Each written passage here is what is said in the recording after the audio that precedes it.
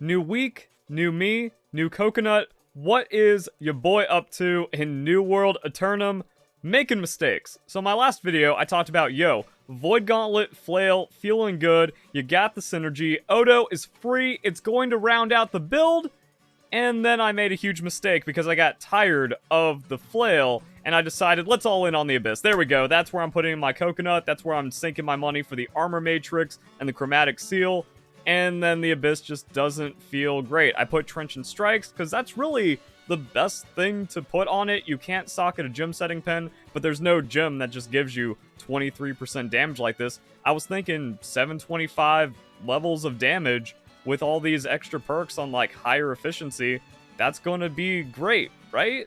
And I should have listened to myself because I did a Void Gauntlet Abyss guide, and I said, it sounds awesome, you think there's synergy, but it just doesn't really play out how you think it's going to. And that was kind of like the problem I had with the Flail, because really, a lot of builds in New World just rely on one primary weapon. So I'm doing Void Gauntlet 99% of the time, or like 90% of the time. So a problem with primary Void Gauntlet is that the focus secondary scaling makes it hard to find a secondary weapon with synergy. So that's why I was on the Flail, because we actually want focus. That 1528, if we go 500 max intelligence, but if we actually dial this back to like 300, because you don't even need the 350, as I showed in previous videos, that, going Void Blade doesn't count as ability damage, so this doesn't do anything for you, and it means it takes a small amount of focus scaling to actually hit into the 1500s, and if we wanted to be like completely degenerate, we can see how much more damage we get out of that. It's crazy how powerful the Void Gauntlet becomes if you go Intelligence, Focus. I could also maybe like cut some points here, but I have Magnified Gear, so it's kind of weird. Also, we're not running this crazy right now. You still want the base damage on your light attacks because that's how the Void Gauntlet works. Crit chance is significant, especially because we don't have Keen Awareness on our ring. And then Constitution, I'm going for like just 100, even though we kind of do, because you go from 9,000 to like 1,200. So the Constitution jump is actually pretty significant. So yeah, 3,000 health. The increase to physical and elemental armor feels good because we have such high in our heavy equip load, which we have currently, but even then, like, it's kind of not really needed. You want more damage because then you're getting more life stealing, and it also just kind of shreds through enemies a lot better. So it kind of builds it out weird, but the problem is, a Flail that has 165 focus and no strength just does no damage. It's pure utility, and that is good because all the healing is focus scaling. So if we're looking for utility in a secondary, this is the best way of getting utility while also just making our Shimmer Mist stronger. Also, we get a crazy amount of shield perks and defenses for free, but then I just felt bad that the Odo didn't slap, and I went, you know what, let's bring back the Abyss. I'm a great axe user, it's always been there for me. And then this just feels underwhelming and terrible even at 725. And I think a good amount of the dissatisfaction is because we don't have Keen Awareness on our Blood Drinker. Even though the Abyss does void damage, it doesn't have Keen. It doesn't have as many crit effects, so we're just losing out on a huge amount of damage, whereas the Void Gauntlet skill tree has more accessible crit, and then also Keen right here, but you can't not have Trenchant Strikes. And I mentioned this in my Abyss video, this just sucks. The 15% more damage when mana is below 100%. You scale with Intelligence, but then you get mana back on crit, so you never are below 100%, and you have to like dump all of your other abilities, go to the Abyss, and by then all of your mana's back. Same thing on Abyssal Attunement being awful, because the Abyss is an AoE weapon, so getting 14% weapon damage every 1.5 seconds, even though we are boosting it with all of our void damage effects, it's still just not good. At least for endgame. You see everyone running around with an Abyss because you do a Murkguard portal run, you end up with the Abyss, and now you just have a 700 Great Axe that's pretty good, and the Great Axe skill tree carries the weapon pretty hard, so if you just like need your first weapon before you can even achieve Abyss, or you start doing mutations, free. Just do that, go strength, invest into it, nice. But if you're going for ultimate endgame, the Abyss sucks, and then I just decide to all in on it, and the Abyss sucks. And I don't kind of regret void damage here because of the empower void damage and void harnessing stacking and hitting cap or something. No, it's just like some builds want the Keen Awareness. If you're going to be switching out your builds, well then it just makes sense to have Keen Awareness so you can have your Blood Drinker ready for everything. but I decided to all in on the Void Gauntlet, and my mistake was actually kind of giving up on the Flail when I said, oh, that actually seems pretty sick. Because if you go all Strength Flail with a little bit of focus, and then you run like a Strength secondary weapon, oh my goodness, the amount of damage the Flail does is crazy, and then still has like healing and utility, and it's pretty awesome. But this is the complete opposite with a heavy equip load, heavy shield. We're not doing shield aggression. We're not going for like whatever other things I was doing. So yeah, I split up my build. It got bad. Also, people wanted to know what I was running on the Flail, and it's pretty much just like, you just do all this. It's my Flail guide. That really hasn't changed too much, but if you are going to be running for taunts, you can get rid of Arcane Eruption, you put in Warding Bludgeon, and see it's like 1, 2, 3, 1, 2, 3, takes nothing. Neat. That's also why when you upgrade your Odo to 725, you want to put the gym setting pins in. That gives you Carnelian options. Cool. My Great Axe skill tree is also all reliable, and this isn't why the Abyss feels bad. The Abyss is just bad. Also, mistake number 2 is not having Disdained Infliction on my Shimmer Mist, because it's just better enchanted. You get the same base damage, but then better DOTs. Problem is, I upgraded my Shimmer Mist like week 2 just so I could have an insta 725 weapon, which isn't a bad idea if you're just running around soloing, not doing Gorgon raids and stuff, and you want to accelerate once you hit the endgame. You can also just kind of hold on to the resources with your 700 weapon until you get Poisonous Nectar. Kinda tricky to get early on as a solo player.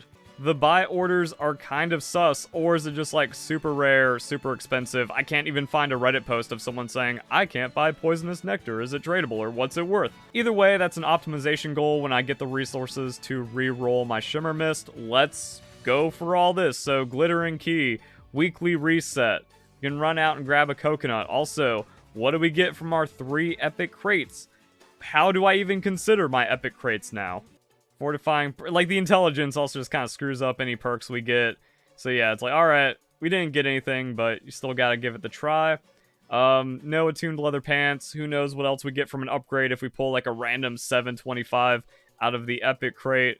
So we're just kind of vibing.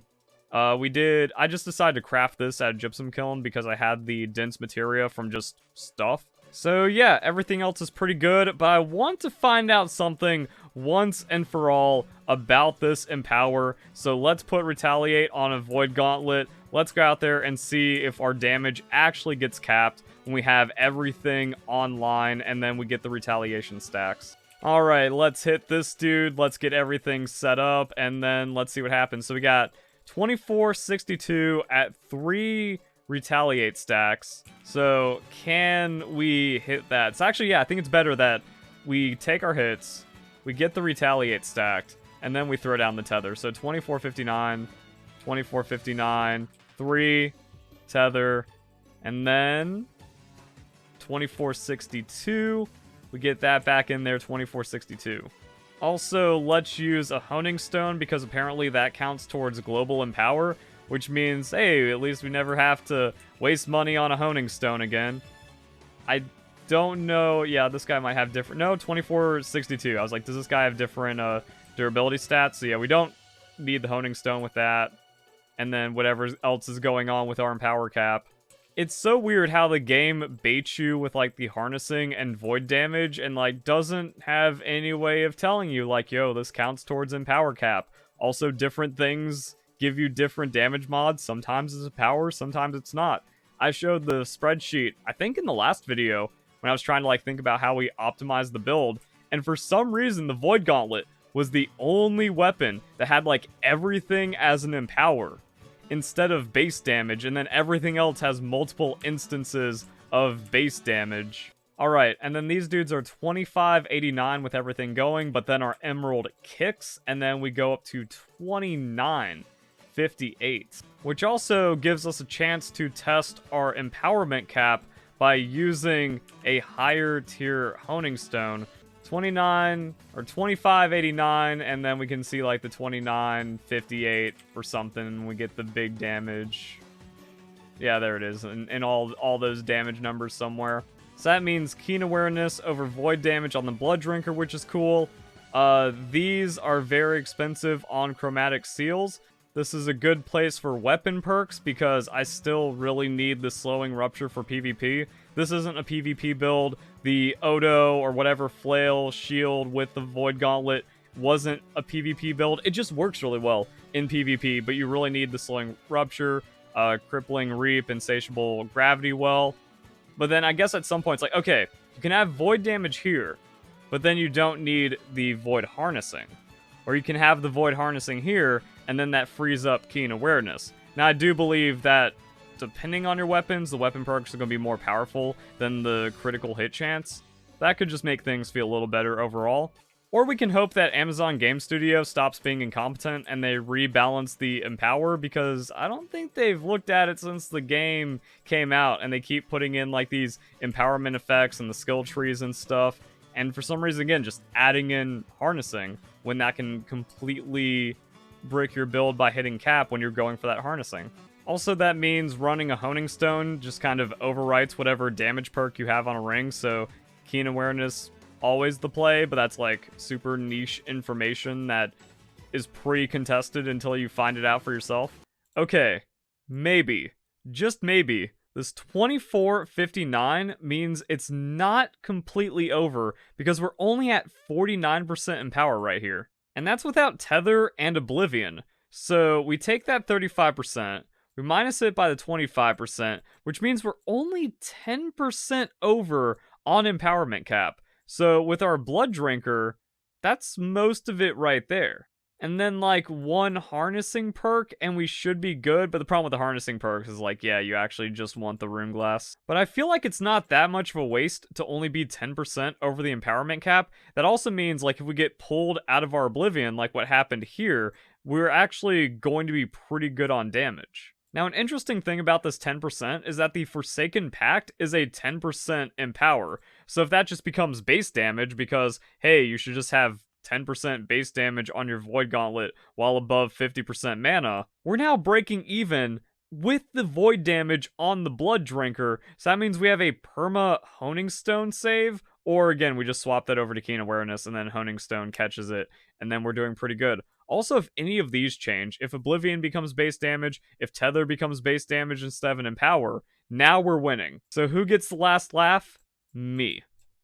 And rolling for perks is really tough. I just wanted to make sure I always had like maximum damage uptime, which I'm pretty successful in. Like, you're not always going to be in Oblivion.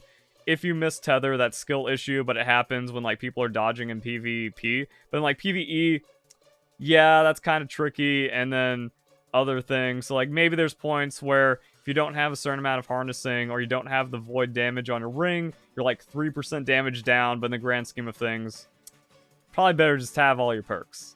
I guess it also depends on your build. I think lightning harnessing, if you're going for like 100% electric hammer, that's probably better. And then that synergizes really well with the blunderbuss because you have strength and intelligence scaling for both the electric hammer and the blunderbuss. Yeah, the hammer doesn't scale directly with intelligence, but getting that bonus damage for elemental damage is actually just better than all strength. So you can do stuff like that. This Cursed Horde isn't touched, even though it's 6:14 a.m. So I'm pretty sure I can deal with 1 or 2 people showing up as well, which means we just get our coconut. And then who knows what the plan is after that.